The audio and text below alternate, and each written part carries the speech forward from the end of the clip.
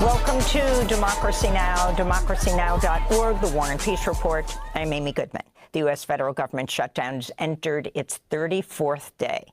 Two federal judges ruled Friday the Department of Agriculture must partially disperse funds for SNAP, the Supplemental Nutrition Assistance Program, and ordered the Trump administration to provide an update by today. Food banks and nonprofits nationwide are scrambling to meet the needs of 42 million Americans, including 16 million children whose SNAP benefits were cut off over the weekend.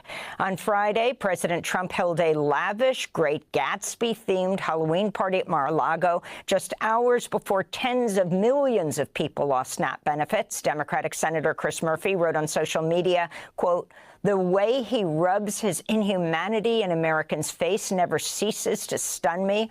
He's illegally refusing to pay food stamp benefits while he throws a ridiculously over-the-top Gatsby party for his right-wing millionaire and corporate friends," unquote. We'll have more on the Great Gatsby and what it means for today after headlines. Meanwhile, nearly 13,000 air traffic controllers are working without pay due to the shutdown. CNN reports there have been 98 staffing trigger reports at airports since Friday, meaning air traffic controllers had to alter operations due to staff shortages.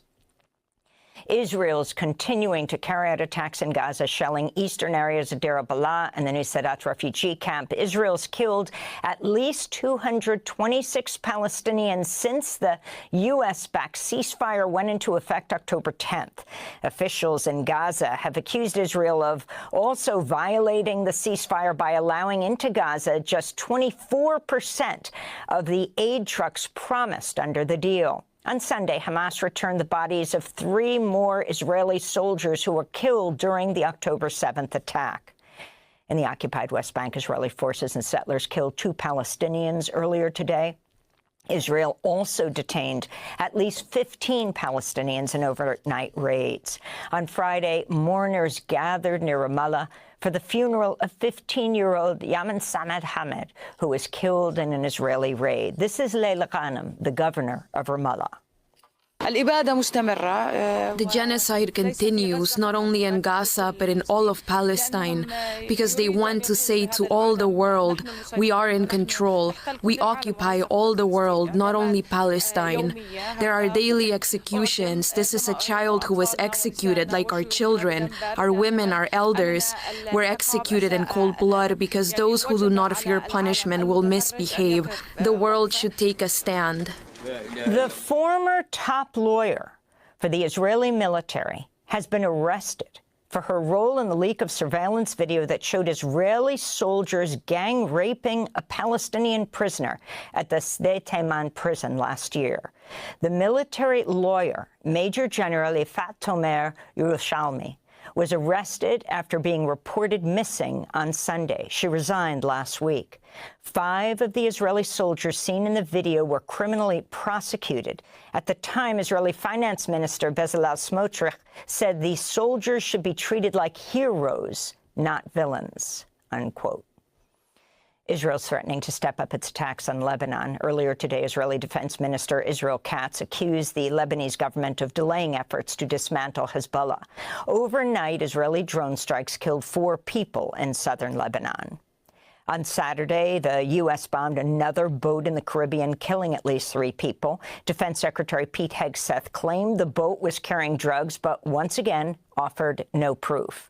The U.S. has now bombed 15 boats, killing at least 64 people over the past 2 months. UN Human Rights Chief Volker Turk has denounced the U.S. attacks. Turk's spokesperson, Ravina Shamdasani, spoke Friday. These attacks and their mounting human cost are unacceptable. The U.S. must halt such attacks and take all measures necessary to prevent the extrajudicial killing of people aboard these boats, whatever the criminal conduct alleged against them.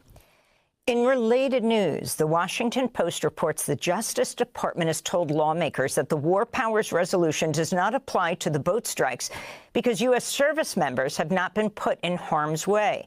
Former State Department lawyer Brian Finucane told the Washington Post, quote, "It's a wild claim of executive authority," unquote.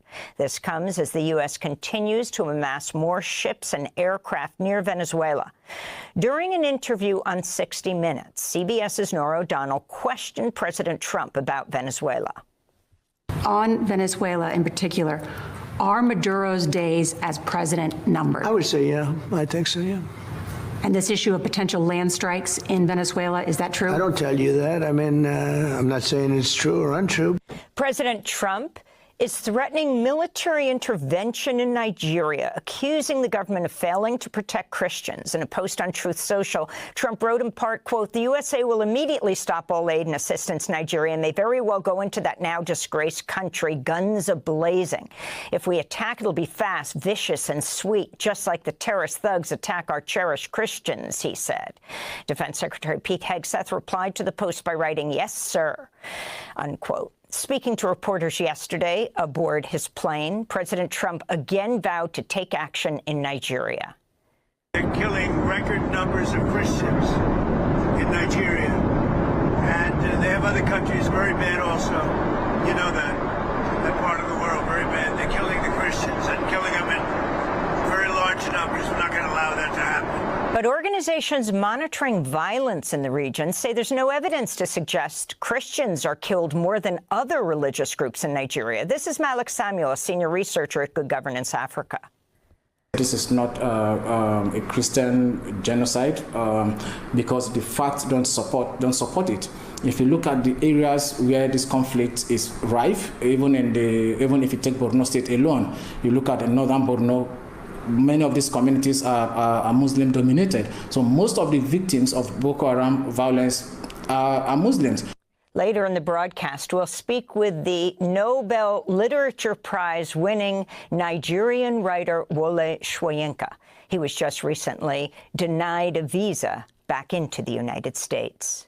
The head of the Red Cross says history is repeating itself in Sudan's Darfur region after reports of mass killings by the Rapid Support Forces, RSF paramilitary group, in the city of Al-Fashir. It comes as Sudan's government says the RSF has killed at least 2,000 people since the paramilitary group has seized control of Al-Fashir. But witnesses say the death toll could be much higher as tens of thousands of civilians remain trapped in the city. The mayor of Evanston, Illinois, has opened 2 investigations into the actions of federal immigration agents. On Friday, one agent was filmed repeatedly punching a man in the head while he was pinned to the pavement. Moments earlier, an agent pointed a gun at a group of bystanders. Out of here! Put the gun away! We're gonna shoot people! Evanston Mayor Daniel Bliss denounced the federal agents. ICE agents have assaulted Evanston residents, beaten people up, grabbed them, abducted them, taking people off the street once again because of the color of their skin. It is an outrage. Our message for ICE is simple: get the hell out of Evanston. On 60 Minutes, CBS's Norah O'Donnell questioned President Trump about federal immigration agents using violent tactics. More recently, Americans have been watching videos of ICE tackling a young mother, tear gas being used in a Chicago residential neighborhood, and the smashing of car windows.